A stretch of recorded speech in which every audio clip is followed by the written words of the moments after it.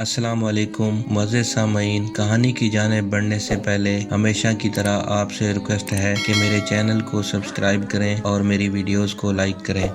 بجلی ایک بار پھر زور سے چمکی تھی۔ سخت سردیوں کے دن تھے اور ایسے میں بارش نے موسم کو مزید سرد کر دیا تھا۔ میں ایک گرم شال اوڑھے گھر کی اوپری منزل کے ایک کمرے میں کھڑکی کے پٹ کھولے کھڑا تھا اور میرے ہاتھ میں گرم چائے کا ایک کپ تھا، جس میں سے میں نے اب تک چائے کے صرف چند گھونٹ ہی بھرے تھے کیونکہ میں ایک گہری سوچ میں گم تھا۔ میں نے پیچھے مڑ کر ایک نظر اپنی سوئی ہوئی بیوی کے چہرے پر ڈالی اور ماضی میں کھو گیا۔ ان دنوں میں ایک بہت بڑی جہاز راں کمپنی میں ملازم تھا اور کمپنی کے ایک مال بردار بحری جہاز کا کپتان تھا۔ کمپنی کی طرف سے مجھے اچھی تنخواہ کے علاوہ ہر طرح کی سہولت حاصل تھی۔ میرا تعلق اندرون سندھ سے ہے، لیکن مجھے سال میں بہت ہی کم وقت گھر والوں کے ساتھ گزارنے کا موقع ملتا تھا۔ ایک مال بردار بحری جہاز کا کپتان ہونے کی حیثیت سے میرا اکثر و بیشتر وقت گہرے سمندروں میں سفر کرتے ہوئے گزرتا تھا۔ کراچی میں ساحلی تفریحی مقام ہاکس بے پر بنے ہوئے کئی ہٹس میں سے ایک ہٹ میری کمپنی نے مجھے خرید کر دے رکھا تھا، کیونکہ مجھے خاموشی اور تنہائی میں رہنا بہت پسند تھا۔ جب میں بھی لمبے سمندری سفر سے واپس آتا اور مجھے چھٹی ملتی تھی تو میں گھر جانے سے پہلے کچھ وقت اپنے ہٹ میں ضرور گزارتا تھا۔ اس دن بھی میں ایک ایسے ہی طویل سمندری سفر سے واپس آیا تھا اور کمپنی کی طرف سے مجھے کچھ روز کی چھٹی ملی تھی۔ میں نے اپنا سفید یونیفارم تبدیل کیا اور بندرگاہ میں سے ایک لانچ کے ذریعے کراچی کے ساحل پر اتر گیا۔ رات کا وقت تھا اور اوپر سے سخت سرد موسم، چنانچہ مجھے ساحل پر اس وقت کوئی بھی زی و رو دکھائی نہیں دیا۔ میں تیز تیز قدم اٹھاتا ہوا اس حصے کی طرف چل پڑا جہاں مختلف ہٹس بنے ہوئے تھے۔ میں نے اپنے دونوں ہاتھ اپنی گرم جیکٹ کی جیبوں میں اڑسے ہوئے تھے۔ چاندنی رات تھی اور چاند نے ساحل پر اپنی چاندنی بکھیرنے میں کسی قسم کے بخل سے کام نہیں لیا تھا۔ سمندر میں دور سفر کرتے ہوئے بحری جہازوں کی لائٹس دکھائی دے جاتی، کبھی کبھی دور کہیں سے کتوں کی بھونکنے کی آوازیں بھی سنائی دی جاتی۔ دور تک پھیلے سمندر پر سفید چاندنی نے ماحول کو کافی پراسرار بنا دیا تھا۔ سمندری لہروں کا شور اور ہوا کی سرسراہٹ دل کی کیفیت عجیب کر رہی تھی۔ کچھ دیر بعد میں اپنے ہٹ کے سامنے پہنچ چکا تھا۔ میں جانتا تھا کہ اس وقت یہاں مکمل طور پر ویرانے کا راج ہوتا تھا، چوکیدار بھی کہیں جا کر سو جاتے تھے۔ بہرحال میں نے اپنے ہٹ کا دروازہ کھولا اور اندر داخل ہو گیا۔ سردی بہت بڑھ گئی تھی، اس لیے میں نے آتش دان میں کچھ لکڑیاں ڈال کر آگ جلائی اور قریب ہی کرسی ڈال کر جسم کو حرارت پہنچانے لگا۔ ابھی مجھے بیٹھے ہوئے کچھ ہی دیر گزری ہوگی کہ مجھے ایسا محسوس ہوا جیسے کوئی عجیب سی نسوانی آواز سنائی دی ہو۔ میں نے سوچا کہ یہ میرا وہم ہے، ورنہ رات کے اس وقت اس ویرانے میں کون عورت آ گئی، لیکن کچھ دیر بعد پھر مجھے وہی آواز سنائی دی اور اس بار اتنی واضح طور پر سنائی دی کہ میں اسے کسی صورت بھی اپنا وہم قرار نہیں دے سکتا تھا۔ میں نے فیصلہ کیا کہ چل کر دیکھنا چاہیے، آخر یہ کیا ماجرا ہے۔ میں نے ٹارچ اٹھائی اور باہر آ گیا۔ باہر آ کر میں نے متلاشی نظروں سے ارد گرد کا جائزہ لیا، لیکن وہاں مجھے کوئی بھی نظر نہیں آیا۔ میں واپس اپنے ہٹ کی طرف مڑا ہی تھا کہ وہ آواز پھر سنائی دی اور پھر مسلسل سنائی دینے لگی۔ نسوانی آواز میں کیا کہا جا رہا تھا مجھے کچھ سمجھ نہیں آیا، کیونکہ وہ عورت یا لڑکی جو زبان بول رہی تھی وہ زبان کم از کم میں نے تو آج تک نہیں سنی تھی۔ میں ٹارچ ہاتھ میں تھامے آہستہ آہستہ قدموں سے اس سمت آگے بڑھنے لگا جس سمت سے آواز سنائی دے رہی تھی۔ اس سناٹے اور خاموشی میں یہ نسوانی آواز بہت ہی عجیب اور پر اسرار لگ رہی تھی۔ اب آواز بہت بلند ہو چکی تھی کیونکہ میں عین اس ہٹ کے دروازے پر پہنچ چکا تھا۔ میں نے ہمت کر کے دروازے پر دستک دینے کے لیے ہاتھ بڑھایا، لیکن جیسے ہی میں نے دروازے کو ہاتھ لگایا تو وہ ایک عجیب سی چرچراہٹ کے ساتھ کھلتا چلا گیا، اور جیسے دروازہ کھلا وہ نسوانی آواز اچانک ایسے معدوم ہو گئی جیسے کبھی اس کا وجود ہی نہ تھا۔ کمرہ نیم تاریک تھا اور ہلکا ہلکا دھواں سا پھیلا ہوا تھا۔ کوئی ہے؟ میں نے ہمت کر کے با آواز بلند پوچھا، لیکن کوئی جواب نہیں آیا۔ اچانک مجھے ایسا محسوس ہوا جیسے میری ریڑھ کی ہڈی میں سردی کی لہر دوڑ گئی ہو۔ پھر ایسی آوازیں آنا شروع ہو گئیں جیسے بہت ساری بلیاں مل کر رو رہی ہوں اور سوگ منا رہی ہوں۔ اس ماحول میں یہ آوازیں کسی کی بھی سٹی گم کر دینے کے لیے کافی تھیں۔ اچانک کمرے میں موجود بلب نے جلنا بجھنا شروع کر دیا اور ایک غیر انسانی چیخ نما غراٹ سنائی دی۔ میرے رونگٹے کھڑے ہو گئے اور میں تیزی سے دروازے کی طرف لپکا، لیکن جیسے ہی میں دروازے کے قریب پہنچا دروازہ اچانک زور سے بند ہو گیا۔ میں جو حواس باختہ ہو کر تیزی سے دروازے کی طرف لپکا تھا، اچانک دروازہ بند ہونے کی وجہ سے دروازے سے ٹکرا گیا اور ٹارچ میرے ہاتھ سے چھوٹ کر نیچے گر گئی اور میں دروازہ کھولنے کی کوشش کرنے لگا، لیکن ایسا لگتا تھا جیسے کسی نے دروازہ جام کر دیا ہو۔ اس وقت میں نے لاشعوری طور پر پیچھے مڑ کر دیکھا، لیکن وہاں کا منظر دیکھ کر میرا کلیجہ حلق میں آ گیا۔ دو گہری سرخ آنکھیں مجھے گھور رہی تھیں۔ سامنے کرسی پر جو مخلوق بیٹھی تھی اس کا اوپری دھڑ بلی کا تھا، جبکہ جسم کا نچلا حصہ چمگادڑ کا تھا اور اس کی اونچائی لگ بھگ 10 فٹ تھی۔ ماحول میں ایک بار پھر وہی نسوانی آواز گونجی اور یہ دیکھ کر میں سکتے کی حالت میں رہ گیا کہ وہ آواز اسی مخلوق کے منہ سے برآمد ہو رہی تھی۔ میری سوچنے سمجھنے کی تمام تر صلاحیتیں سلب ہو چکی تھی۔ میں نے اپنی جگہ سے ہلنے کی کوشش کی، تب ہی مجھ پر انکشاف ہوا کہ میں ہلنے جلنے سے قاصر ہو چکا ہوں۔ وہ مخلوق اپنی جگہ سے اٹھی اور اپنے خوفناک دانت نکالے میری طرف بڑھنے لگی۔ میں واضح طور پر دیکھ سکتا تھا کہ اس کے دانتوں سے تازہ خون کے قطرے ٹپک رہے تھے اور مجھے اپنی موت میں 1% بھی شک باقی نہیں رہ گیا تھا۔ پھر اچانک جیسے گھٹا ٹوپ اندھیرے میں امید کی کرن چمکتی ہے، ویسے ہی، ہاں بالکل ویسے ہی امید کی کرن چمکی۔ دروازہ ایک جھٹکے سے ٹوٹ کر نیچے گرا اور ایک نورانی صورت والے بزرگ کمرے میں داخل ہوئے جن کے چہرے پر سفید داڑھی تھی۔ انہوں نے آتے ہی مجھے کمرے سے باہر جانے کا کہا۔ مجھے ایسا لگا جیسے میں اچانک ٹرانس کی کیفیت سے باہر آ گیا ہوں۔ اب میں اپنی جگہ سے حرکت کر سکتا تھا۔ میں نے باہر کی طرف دوڑ لگا دی۔ ہٹ سے کچھ دور جا کر میں بے ہوش ہو کر گر گیا اور اس کے بعد مجھے کچھ پتہ نہ چلا کہ وہاں کیا ہوا۔ جب مجھے ہوش آیا تو میں اپنے ہٹ میں لیٹا ہوا تھا اور وہ نورانی چہرے والے بزرگ میرے پاس کھڑے تھے۔ انہوں نے میری آنکھوں میں موجود سوالات پڑھ لیے تھے، اس لیے میرے بولنے سے پہلے ہی گویا ہوئے۔ وہ ایک ہندو جنی تھی جسے بے انتہا شیطانی طاقتیں حاصل کرنے کے لیے ہر مہینے کی کسی چاندنی رات میں کسی مسلمان کا خون پی کر اس کی بھینٹ چڑھانا ہوتی تھی۔ اگر میں آج صحیح وقت پر نہ پہنچتا تو وہ تمہیں بھی ہلاک کر ڈالتی۔ میں بھی قوم جنات سے تعلق رکھتا ہوں، لیکن میں ایک مسلمان جن ہوں۔ میں کافی عرصے سے اس جنی کی تلاش میں تھا اور آج یہ میرے ہتھے چڑھ گئی ہے۔ میں حیرت کے سمندر میں ڈوبا اس نورانی چہرے والے بزرگ کی طرف دیکھ رہا تھا جو کہ قوم جنات سے تعلق رکھتا تھا لیکن ایک نیک مسلمان تھا۔ اب وہ جنی کہاں ہے؟ میں نے بزرگ کی طرف دیکھتے ہوئے کہا۔ وہ اپنے انجام کو پہنچ گئی ہے بیٹا، اور مجھے خوشی ہے کہ میں نے اپنے مرشد کی طرف سے سونپا گیا کام بخوبی انجام دے دیا۔ بزرگ مسکراتے ہوئے گویا ہوا، تو کیا آپ جنوں میں بھی مرشد ہوتے ہیں؟ یہ میرے لیے ایک نیا انکشاف تھا۔ بزرگ منہ سے کچھ نہیں بولے، بس مسکراتے ہوئے شفقت سے میرا سر پر ہاتھ رکھا اور ہوا میں تحلیل ہو گئے۔ اس واقعے کو برسوں بیت چکے۔ میں اب بھی اہلیہ کے ساتھ وہاں جاتا رہتا ہوں، لیکن آج بھی جب میری نظر اس ہٹ پر پڑتی ہے تو وہ واقعہ میرے ذہن میں تازہ ہو جاتا ہے۔